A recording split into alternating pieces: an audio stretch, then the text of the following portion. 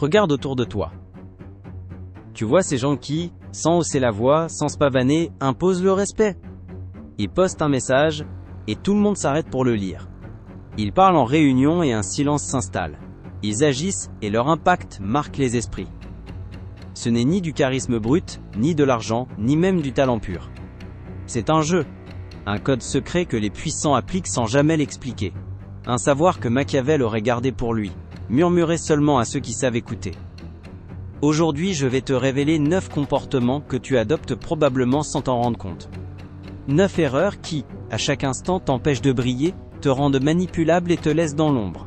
Continue comme ça, et tu seras toujours un suiveur, jamais celui qu'on suit. Maîtrise ce que je vais te dire, et tu comprendras ce qui distingue les leaders de ceux qui restent invisibles. Mais écoute bien, ce savoir n'est pas pour les âmes sensibles.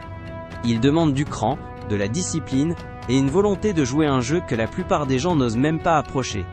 Ce n'est pas un guide pour devenir un tyran, mais une armure pour que personne ne puisse plus jamais faire de vous une victime. Reste jusqu'au bout, car chaque règle est une arme, saisis-les, ou quelqu'un d'autre les utilisera contre toi.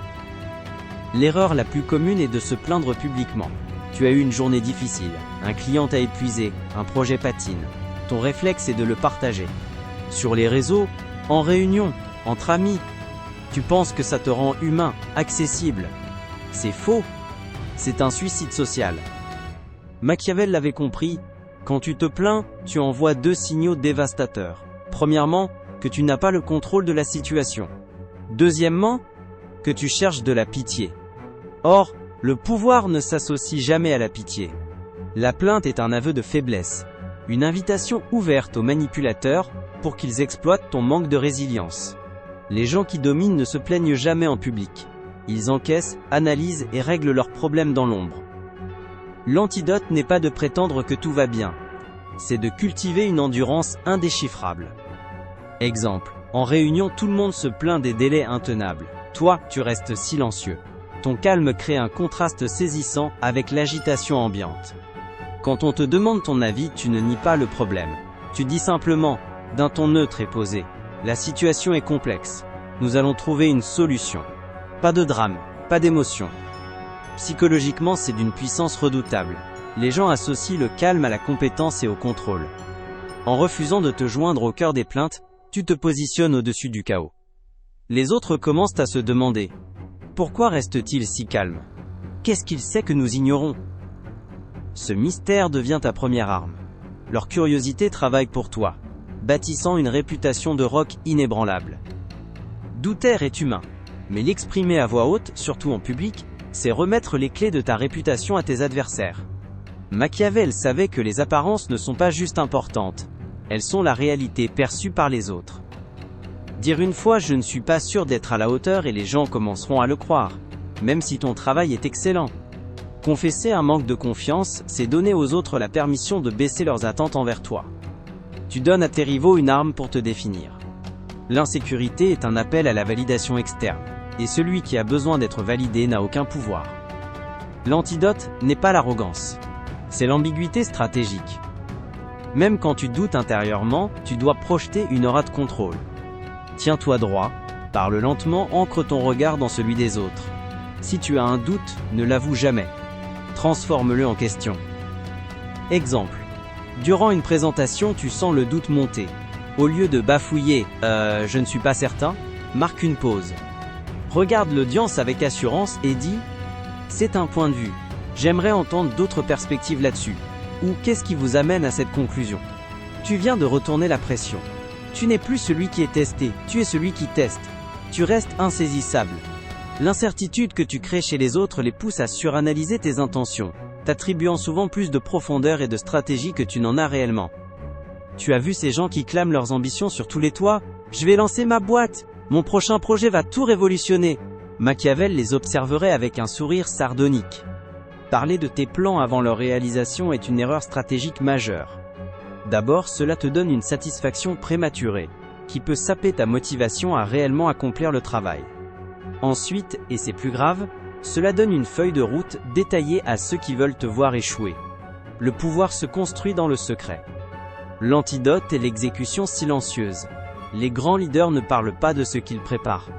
Ils laissent leurs résultats frapper comme un coup de tonnerre, créant un effet de surprise qui décuple leur impact.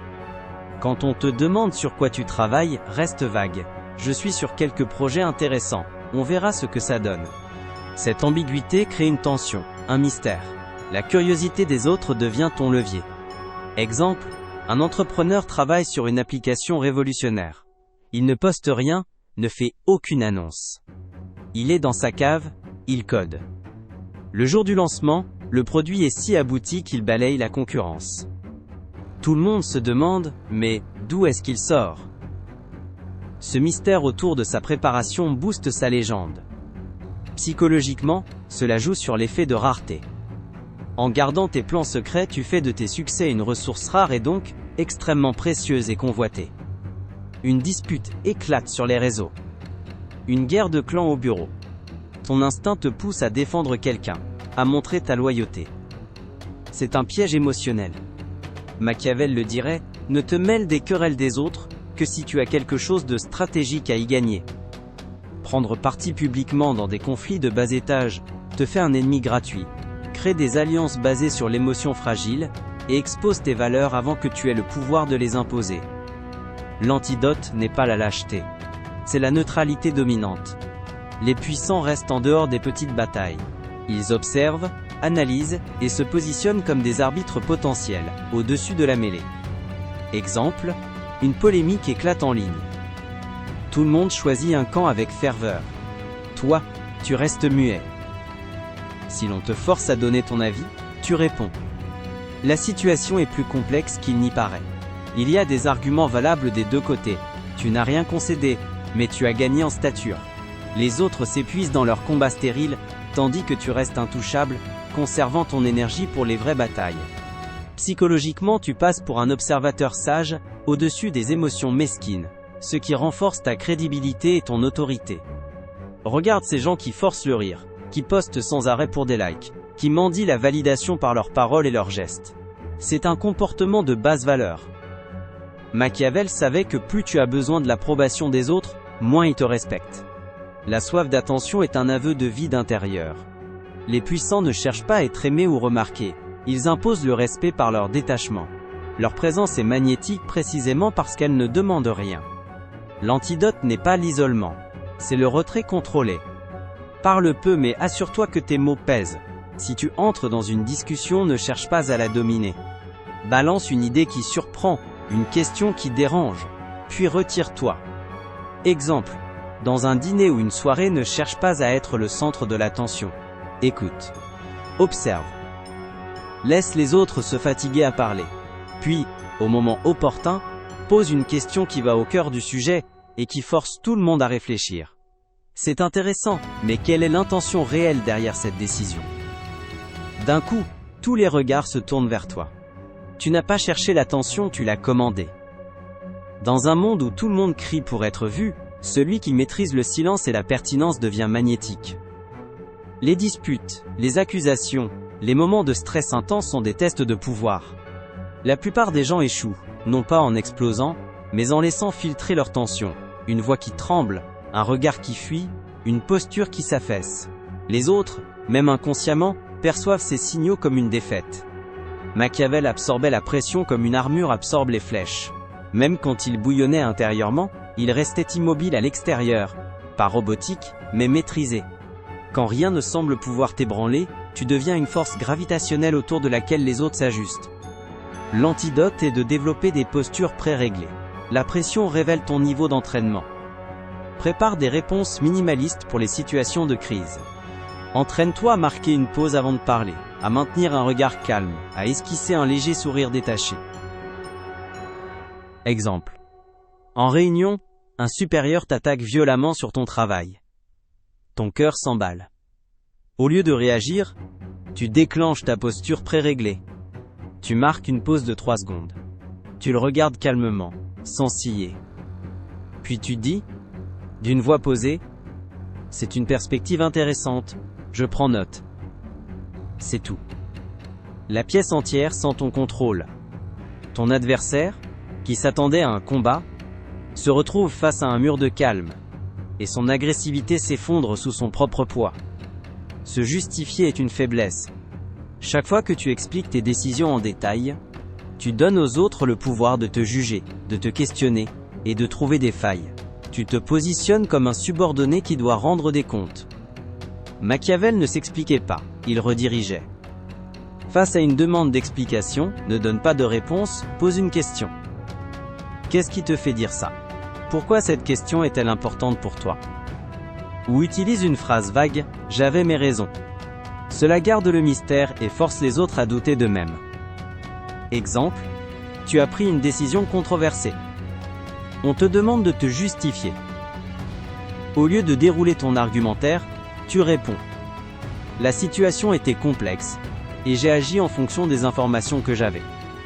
Si on insiste, tu ajoutes, je comprends tes questions, mais pour l'instant nous devons nous concentrer sur la suite. Les autres se retrouvent à essayer de deviner tes motivations, t'attribuant souvent plus de profondeur stratégique que tu n'en avais. Tu es maître du jeu. Être ignoré, exclu ou surpassé est une blessure narcissique. Mais l'afficher publiquement, c'est une autodestruction. L'amertume, la jalousie ou le ressentiment crient « Vous m'avez eu, je suis blessé, je suis faible ». Machiavel appellerait ça un suicide émotionnel. Face au rejet, la seule réponse puissante est un détachement glacial et calculé. Non pas une passivité agressive, mais une immobilité qui communique l'indifférence. Tu dois agir comme si leur exclusion t'avait libéré, comme si leur opinion n'avait aucun poids. Exemple, dans un groupe quelqu'un t'ignore délibérément ou t'interrompt, ne montre aucune réaction, ne cherche pas à regagner son attention. Au contraire, tourne-toi vers une autre personne et engage une conversation passionnante et exclusive avec elle. L'ignorant qui s'attendait à te voir blessé, va sentir un vide. Son geste, privé de ta réaction, perd tout son pouvoir et il se sentira stupide et isolé. En retirant ton attention, tu fais de ta présence une ressource précieuse qu'il vient de perdre. Critiquer ouvertement quelqu'un de plus puissant que toi, même si tu as raison, est une erreur de débutant. Au mieux, tu passeras pour un jaloux. Au pire, tu alerteras cette personne que tu es une menace et elle utilisera son pouvoir pour t'écraser. Machiavel observait les faiblesses des puissants en silence, attendant le moment parfait pour agir, souvent par des moyens détournés. La vérité n'est pas une arme si elle est utilisée au mauvais moment. L'antidote est la précision retardée. Si tu dois critiquer, fais-le stratégiquement et de préférence par un intermédiaire ou de manière indirecte. Exemple, au lieu de confronter publiquement un supérieur sur une erreur stratégique, tu peux glisser à un collègue influent, de manière accidentelle. Je me demande si nous avons bien évalué le risque sur le point X. C'est juste une pensée. L'idée circule, le doute est semé, mais tu n'es jamais directement impliqué. Tu as préservé ta position, tout en atteignant ton objectif. Agir indirectement maximise l'impact, tout en minimisant ton exposition. Éliminer ces 9 erreurs n'est que le début. Le pouvoir n'est pas seulement éviter les pièges, c'est manipuler l'espace psychologique autour de toi. Une fois que tu as créé un vide par ton silence, ton détachement et ton ambiguïté, les gens y projettent du sens.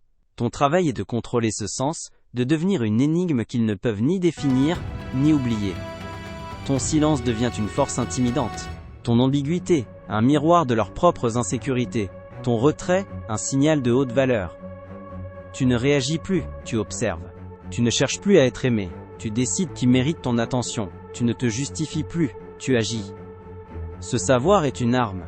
Il est maintenant entre tes mains. Mais savoir n'est pas suffisant. Le pouvoir exige l'action. Mon défi pour toi aujourd'hui est simple. Choisis une seule de ces 9 règles. Une seule. Et applique-la dans les prochaines 24 heures. Garde un secret. Reste calme face à une provocation. Utilise un silence stratégique. Puis, reviens dans les commentaires et partage ce qui s'est passé. Ton histoire peut inspirer des milliers d'autres. Alors affirme ton engagement, commente ci-dessous, le jeu commence. Et ensuite réponds à la question pour la communauté des stratèges. Laquelle de ces 9 règles vas-tu tester en premier, et pourquoi? Si cet arsenal t'a ouvert les yeux, montre-le avec un j'aime. Partage cette vidéo à ceux qui sont prêts à cesser d'être des pions. Et pour continuer à affûter tes armes, abonne-toi et active la cloche. Bienvenue dans l'arène.